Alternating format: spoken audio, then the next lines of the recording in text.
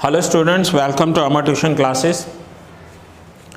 आज मैं आपको रिकंस्ट्रक्शन चैप्टर में क्वेश्चन नंबर 13 करवा रहा हूँ। सो आइए देखते हैं क्वेश्चन नंबर 13 में हमें क्या क्या करना है। सो पहले मैं क्वेश्चन रीड कर रहा हूँ और फिर सॉल्यूशन देखेंगे हम उसका। From the following information pass necessary journal entries and prepare a revaluation account and a balance sheet after revaluation in the books of Sajan and Nirmi. Sajan and Nirmi के अकाउंट में हमें रिवैल्यूएशन अकाउंट बनाना है, बैलेंस शीट करनी है और जर्नल एंट्रीज बनानी है। बहुत ही इंपॉर्टेंट क्वेश्चन है, बहुत अच्छे से न्यू पॉइंट कवर होने वाले हैं इसमें। सो ध्यान से देखना इस लेक्चर को पूरा। Sajan and Nirmi are the partner sharing profit loss in the ratio of 5:3। ये जो रेशियो दिया हुआ है ये इनका ओल्ड रेशियो दिया हुआ है। अब ये पहले से ही पार्टनर हैं दोनों और इनका ओल्ड रेशियो दिया हुआ है।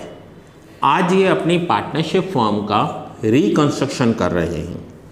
सो रिकंस्ट्रक्शन में क्या होगा, ये अपने प्रॉफिट एंड लॉस रेशियो को चेंज कर देंगे। अब सपोज करो कोई पार्टनर 5 या 10 साल से ऑलरेडी पार्टनरशिप में है और आज वो अपना रेशियो चेंज कर रहे हैं। सो आज से पहले के सारे प्रॉफिट ओल्ड रेशियो में जाएंगे और आज के बाद के सारे profit and losses new ratio में डिस्ट्रीब्यूट करेंगे। फिर से बता रहा हूँ, आज ये profit and loss ratio change कर रहे हैं। तो आज से पहले के जितने भी प्रॉफिट्स होंगे या लॉसेस होंगे वो ओल्ड रेशियो में डिस्ट्रीब्यूट करेंगे और आज के बाद जो भी प्रॉफिट या लॉस होगा वो न्यू रेशियो में डिस्ट्रीब्यूट किया जाएगा। ठीक है, आइए आगे देखते हैं। Their firm's balance sheet as on 31 March is as under. Balance sheet दी हुई है। आफ्टर बैलेंस शीट हम एडजस्टमेंट देखेंगे एंड सम स्टार्ट करेंगे। Partners decided to revalue the assets and liabilities of the firm and to distribute profits in the ratio of 1:1 for future. For future means ये आज अपना P&L चेंज कर रहे हैं, profit and loss ratio change कर रहे हैं और फ्यूचर में ये इस रेशियो में डिवाइड करेंगे।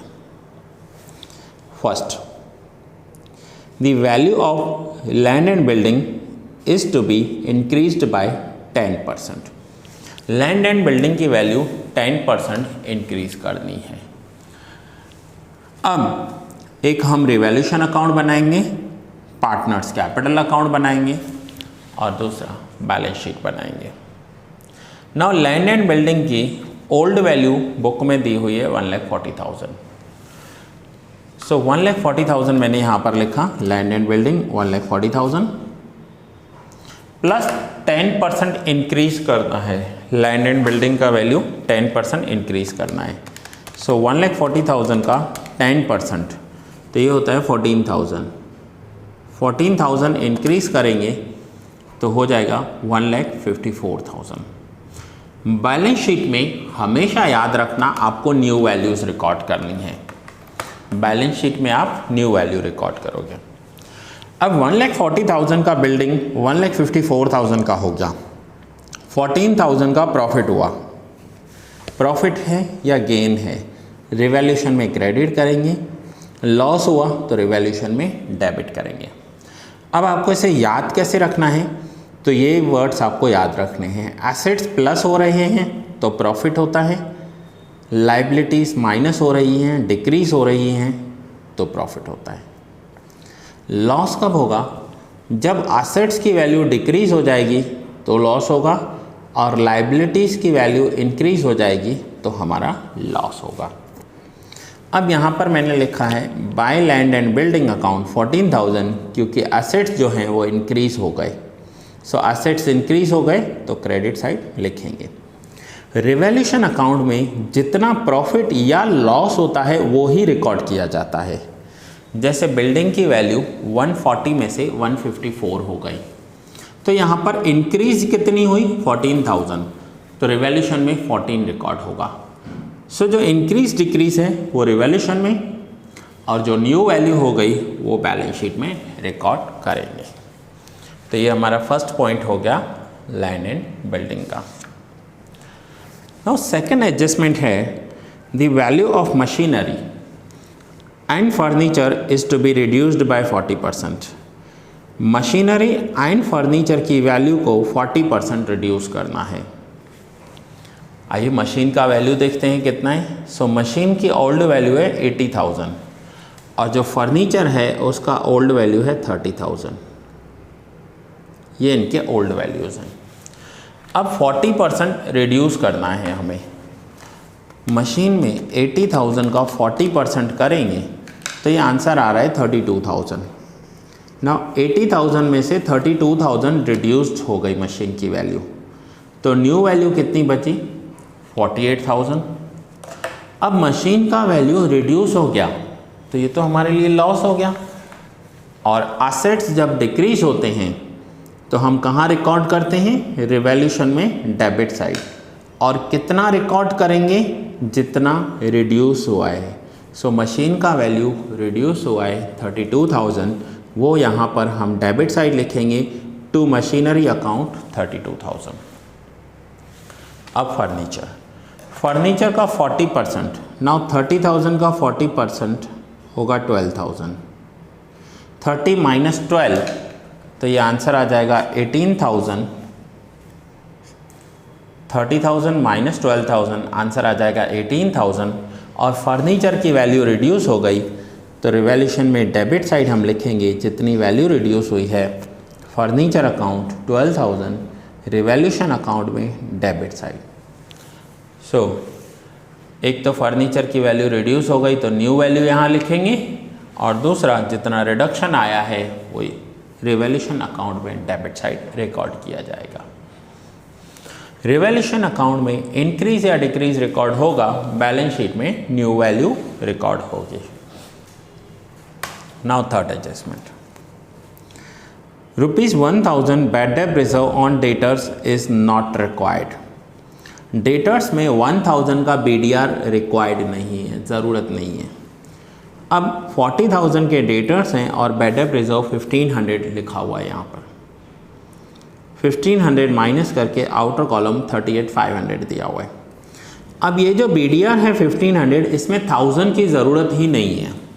अब 1,500 में 1,000 की ज़रूरत नहीं है, दैट मीन्स कितने की ज़रूरत है? तो 500 की ज़रूरत है। फिर से बता रहा हूँ, 1,500 में से 1,000 BDR की कोई नीड नहीं है, ज़रूरत नहीं है, रिक्वायरमेंट नहीं है। सो 1,500 में से 1,000 माइनस करेंगे तो न्यू BDR होना चाहिए 500। डेटर्स हैं 40,000। नाउ 40,000 में से 500 माइनस करेंगे तो आउटर कॉलम आ गया 39,500। अब पहले के ओल्ड डेटर्स कितने थे? तो ओल्ड डेटर्स 38,500 थे। न्यू डेटर्स कितने हो गए? 39,500। अब डेटर्स एसेट्स होते हैं और एसेट्स इंक्रीज हो गए। एसेट्स इंक्रीज क्यों हो गए? पहले थे 38,500, अब हो गए 39,500। सो एसेट्स की वैल्यू इंक्रीज हो गई। अब एसेट्स इंक्रीज होते हैं तो ये हमारे लिए प्रॉफिट है। एसेट्स प्लस हुए, रिवैल्यूएशन में क्रेडिट साइड लिखेंगे 1,000 rupees by bad debt reserve account. Revaluation में credit side by bad debt reserve account 1,000। Now next, 1,500 repairing expense is required for stock. Stock में 1,500 का रिपेयरिंग एक्सपेंस करना होगा। अब स्टॉक की वैल्यू है 31,500। जब भी कोई रिपेयरिंग एक्सपेंस होता है स्टॉक में तो स्टॉक की वैल्यू उतनी रिड्यूस कर दी जाती है।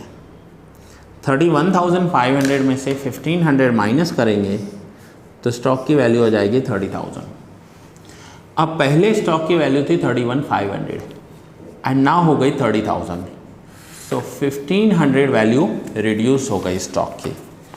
तो जो वैल्यू रिड्यूस हुई है उसे रिवैल्यूएशन अकाउंट में डेबिट साइड लिखेंगे 1,500 टू स्टॉक अकाउंट, क्योंकि एसेट्स डिक्रीज हो गए। असेट्स हमारे डिक्रीज हो गए। Fifth adjustment, ₹1500 out of creditors is now not to be paid which is to be recorded in the books। ये एडजस्टमेंट मोस्टली हर एक सम में होता है कि क्रेडिटर्स में से अब 1500 को पेमेंट करने की ज़रूरत नहीं है। तो क्रेडिटर्स कितने हैं? 32,000। 32,000 में से अब 1500 को पेमेंट करने की ज़रूरत नहीं है। सो 32,000 माइनस 1500, तो ये हो गया 30,500। अब क्रेडिटर्स रिड्यूस्ड हो गए, पहले थे 32, अब हो गए 30,500। क्रेडिटर्स रिड्यूस हो गए मीन्स लाइबिलिटी डिक्रीज हुई हमारी, और जब भी लाइबिलिटी डिक्रीज होती है रिवैल्यूएशन अकाउंट में क्रेडिट साइड रिकॉर्ड करते हैं बाय क्रेडिटर्स अकाउंट 1500, क्योंकि लाइबिलिटी डिक्रीज हो गई, लाइबिलिटी माइनस हो गई। Sixth adjustment, outstanding expenses is 10,000 and income receivable is 2,000। Now outstanding expense ये हमारे लिए लाइबिलिटी होती है। सो लाइबिलिटी है तो एक तो बैलेंस शीट में लाइबिलिटी में लिखेंगे आउटस्टैंडिंग एक्सपेंस 10,000, और दूसरा एक्सपेंडिचर है तो रिवैल्यूएशन में डेबिट करेंगे outstanding expenses 10,000।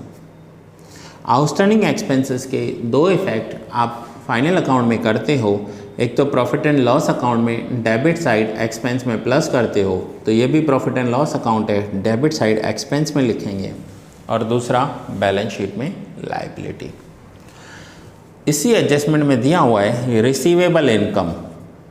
Receivable income means हमें पैसा मिलना बाकी है, हमारी इनकम बाकी है रिसीव करना। सो जो पैसा मिलने वाला होता है वो हमारे लिए एसेट्स होते हैं। एक इफ़ेक्ट बैलेंस शीट में एसेट्स में होगा 2000, दूसरा इनकम है तो रिवैल्यूएशन अकाउंट में क्रेडिट साइड रिकॉर्ड होगा इनकम में, क्रेडिट साइड रिकॉर्ड होगा इनकम में। ठीक है, क्रेडिट साइड मीन्स यहाँ पर आप लॉस लिखा है मैंने, यहाँ पर आप एक्सपेंसेस एंड लॉसेस लिखोगे और यहाँ पर प्रॉफिट एंड गेन लिखोगे, incomes and gain, profit incomes gain जो भी होंगे वो सब यहाँ लिखोगे। ठीक है, सो पैसा मिलने वाला है, ये हमारे लिए इनकम है, रिसीवेबल इनकम है, सो क्रेडिट कर देंगे। आइए नेक्स्ट एडजस्टमेंट देखते हैं। Investment is to be shown at its market value. Investment को मार्केट वैल्यू पर शो करना है। नाउ इन्वेस्टमेंट की बुक वैल्यू है 20,000, बट अब उस इन्वेस्टमेंट की मार्केट में वैल्यू हो गई है 18,000। दैट मीन्स हमारे इन्वेस्टमेंट डिक्रीज़ हो गए। अब अगर इन्वेस्टमेंट डिक्रीज़ हो गई तो रिवैल्यूएशन अकाउंट में डेबिट साइड लिखेंगे टू इन्वेस्टमेंट अकाउंट 2000, रिवैल्यूएशन में डेबिट करेंगे क्योंकि एसेट्स जो हैं हमारे वो रिड्यूस हो गए। नाउ जिनके एडजस्टमेंट दिए हुए थे उनके एडजस्टमेंट्स कर दिए। अब जिनके एडजस्टमेंट्स नहीं हैं वो वैल्यूज़ हम ओल्ड वैल्यूज़ पर रिकॉर्ड करेंगे। सो देखें कौन कौन से एडजस्टमेंट्स नहीं दिए हुए हैं। लैंड एंड बिल्डिंग हो गया, मशीन्स हो गए, फर्नीचर भी हो गया, इन्वेस्टमेंट का भी हो गया, डेटर्स हो गए, स्टॉक हो गया, लास्ट इज कैश बैलेंस। कोई एडजस्टमेंट नहीं था, सेम वैल्यू 30,000 हम यहाँ पर लिखेंगे। अब हम लाइबिलिटी साइड देखेंगे।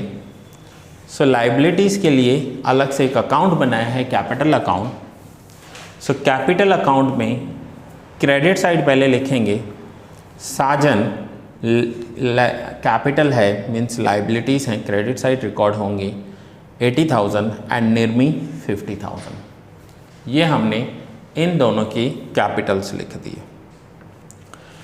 अब ध्यान से समझना इस पॉइंट को, ये न्यू पॉइंट है। General reserve.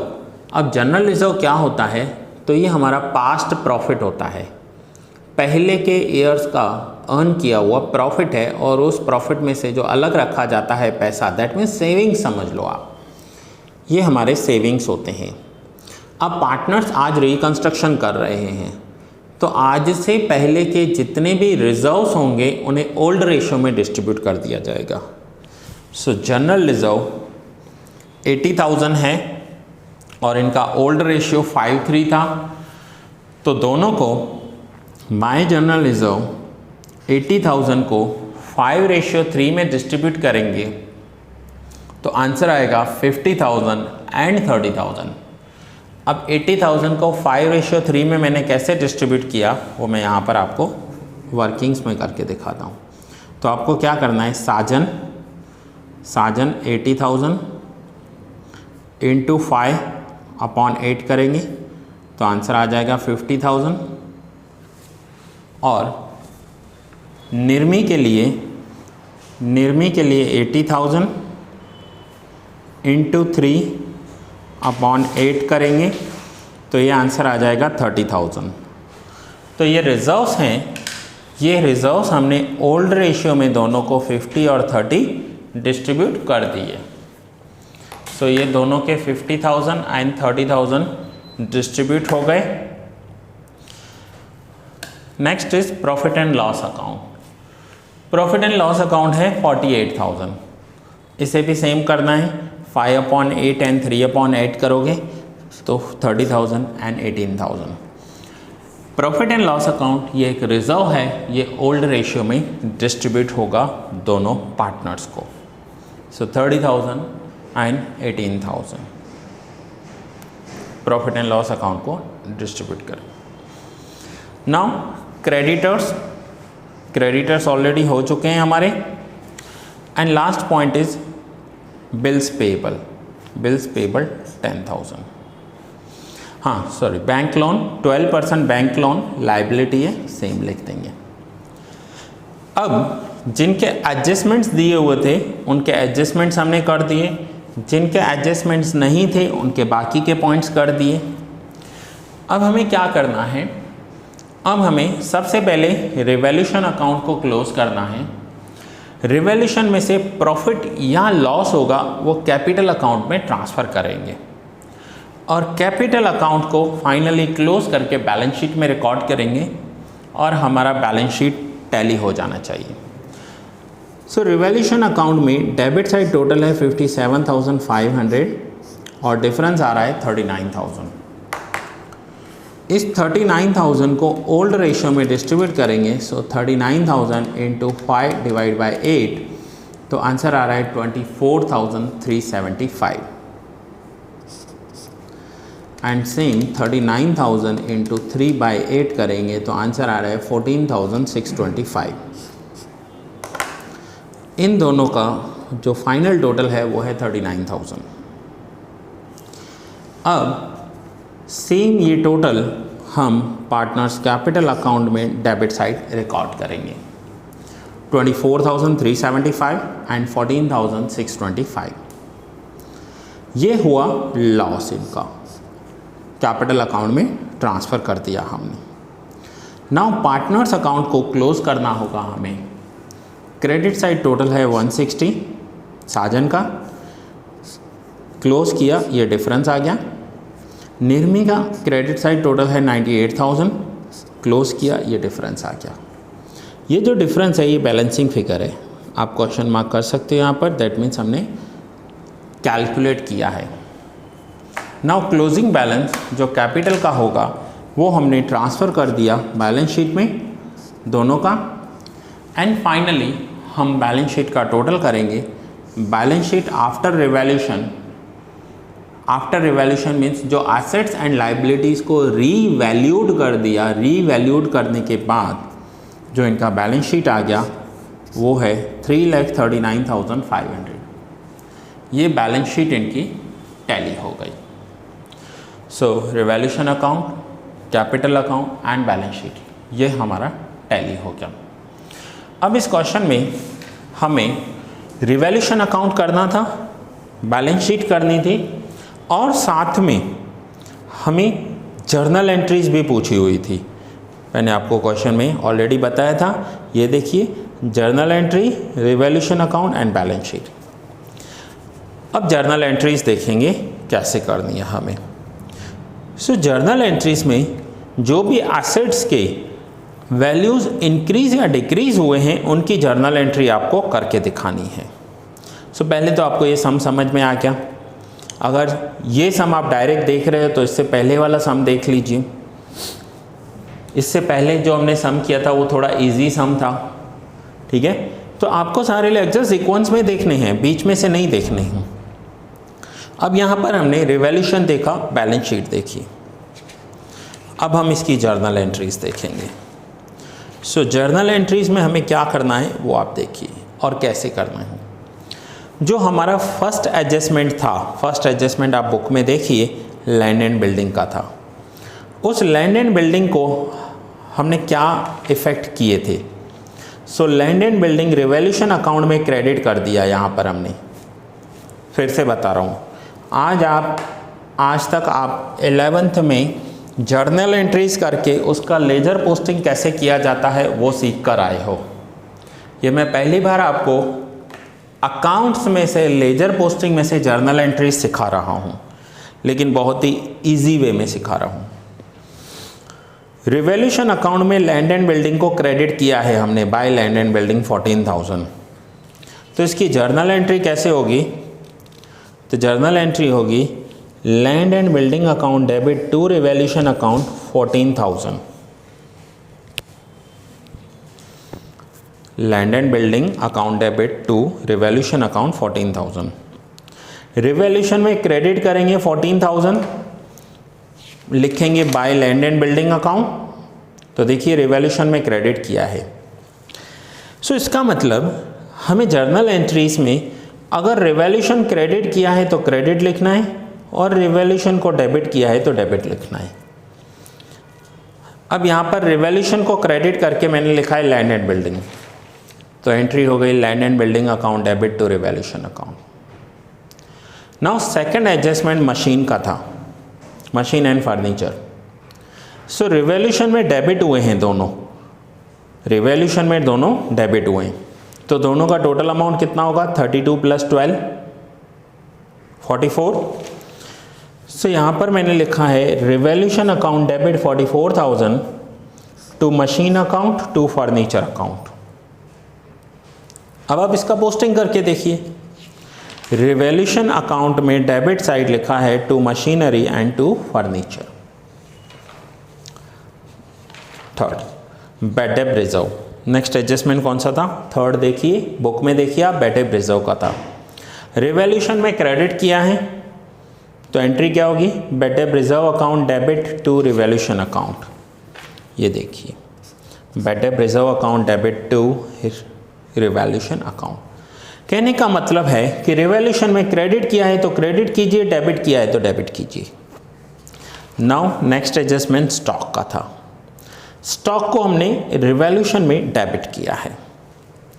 सो एंट्री होगी revaluation account debit to stock account, revaluation account debit to stock account. हम इसे कंबाइन एंट्री भी कर सकते हैं एक साथ हम कंबाइन करेंगे तो क्या होगा, कंबाइन एंट्री में करके बता रहा हूं आपको। रिवैल्यूएशन अकाउंट में सारे पॉइंट्स एक साथ डेबिट कर दो। Revaluation account debit 57,500 to machine account, to furniture account, to stock account, to outstanding expense, to investment account. ऐसे आप कंबाइन एंट्री भी कर सकते हो, ठीक है। नेक्स्ट एडजस्टमेंट क्रेडिटर्स का था। So creditors account debit to revaluation account. ये देखिए रिवैल्यूएशन में डेबिट किया है, रिवैल्यूएशन में हमने डेबिट किया है। रिवैल्यूएशन में क्रेडिट किया है, क्रेडिटर्स को रिवैल्यूएशन में क्रेडिट किया है। तो यहाँ पर देखिए creditors account debit to revaluation account. फिर से है receivable income. So receivable income भी हमने रिवैल्यूएशन में क्रेडिट की है। सो रिसीवेबल इनकम क्रेडिट की है तो एंट्री होगी receivable income account debit to revaluation account. Same हमें रिवैल्यूएशन के डेबिट साइड के बाकी पॉइंट्स देखने हैं। अब हमें कैसे पता चले कि कौन कौन सी हमें पॉइंट्स के जर्नल एंट्रीज करनी है, कौन कौन से पॉइंट्स की हमें जर्नल एंट्रीज करनी है। तो अब वो मैं आपको नोट डाउन करवा रहा हूँ। देखो कौन से पॉइंट्स। फर्स्ट, जितने भी एडजस्टमेंट हैं उन सब की जर्नल एंट्री होगी। सेकंड, रीवैल्यूएशन अकाउंट में जो भी वैल्यूज़ आ रही हैं उनकी जर्नल एंट्री होगी। देन मैं यहाँ पर लिख रहा हूँ, कोई रिजर्व्स होंगे तो उनकी जर्नल एंट्री होगी। देन प्रॉफिट या लॉस होगा उसकी भी जर्नल एंट्री होगी। सो रिवैल्यूएशन के सारे points, adjustments, reserves and profit and loss, इन सब की जर्नल एंट्रीज आपको करनी है। सो यहाँ पर रिवैल्यूएशन के तो सारे पॉइंट्स हो गए। लास्ट है revaluation account debit to outstanding expense and investment. अब रिवैल्यूएशन के सारे पॉइंट्स हो गए, एडजस्टमेंट्स हो गए। सो यहाँ पर मैं टिक कर लेता हूँ, एडजस्टमेंट्स हो गए और रिवैल्यूएशन के सारे पॉइंट्स हमारे हो गए। Now next is reserves. अब रिजर्व्स की एंट्री करेंगे। सो रिजर्व्स को हमने क्या किया है, तो रिजर्व्स को कैपिटल अकाउंट में क्रेडिट कर दिया है। आप देखेंगे कि जनरल रिजर्व को कैपिटल में क्रेडिट किया था। सो एंट्री होगी general reserve account debit to capital account, capital में क्रेडिट कर रहे हैं। So general reserve account debit to capital account. And same profit and loss भी कैपिटल में क्रेडिट किया था। So profit and loss account debit to capital accounts of partners, to Sajan's account and to Nirmi's account. अब ये हो गए हमारे reserves transfer. Reserves के बाद लास्ट क्या बचा, प्रॉफिट एंड लॉस। अब हम प्रॉफिट है या लॉस है वो ट्रांसफ़र करेंगे। सो प्रॉफिट लॉस की एंट्री हमने क्या की है, यहाँ पर लॉस है, पार्टनर्स कैपिटल अकाउंट में डेबिट किया है लॉस को। सो एंट्री होगी partners capital account debit to revaluation account, revaluation को क्रेडिट किया है। So Sajan's capital account debit, Nirmi's capital account debit to revaluation account.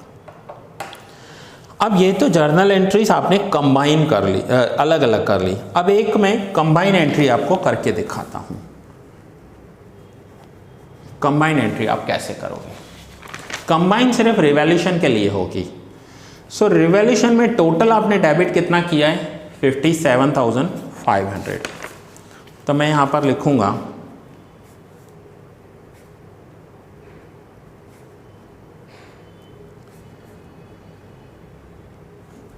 Revaluation account debit 57,500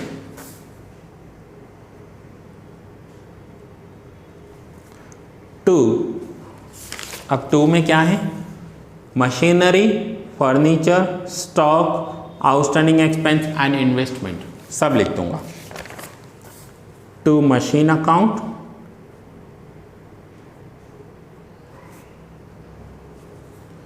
to furniture account,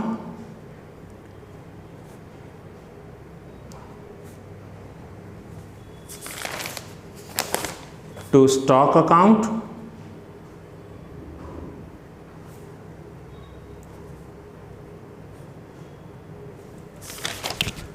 to outstanding expense account,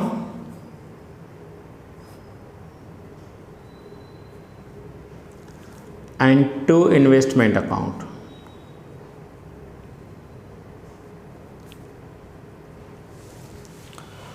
अब देखिए machine का value कितना था, 32,000, furniture 12,000, machine 32, furniture 12, stock 1500, outstanding expense 10,000 and investment 2000। देखो ऐसे आप कंबाइन एंट्री भी कर सकते हो। अगर आपने ये कंबाइन एंट्री कर ली तो यहाँ पर कौन कौन से एंट्रीज आपके हो गए वो मैं टिक करके बता रहा हूँ, रेड पेन से टिक कर रहा हूँ।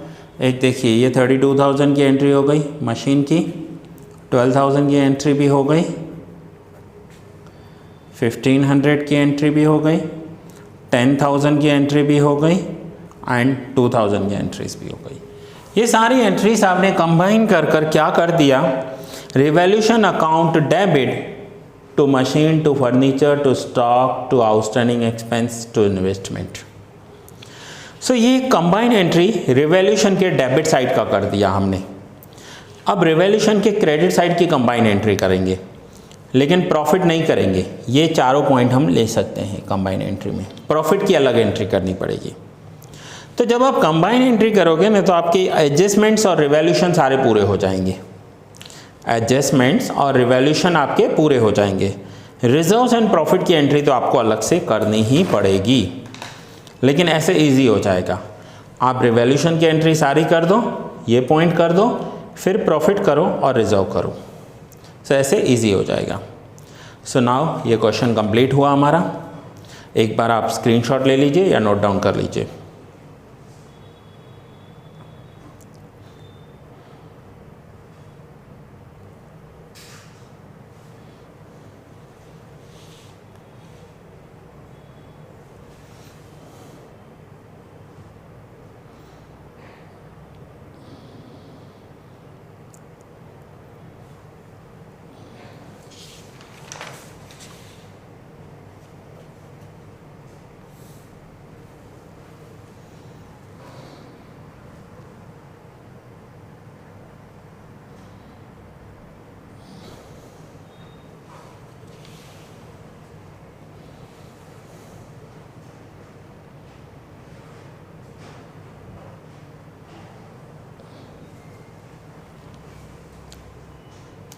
सो स्टूडेंट्स ये क्वेश्चन नंबर 13 मोस्ट इम्पॉर्टेंट आज हमारा पूरा हुआ।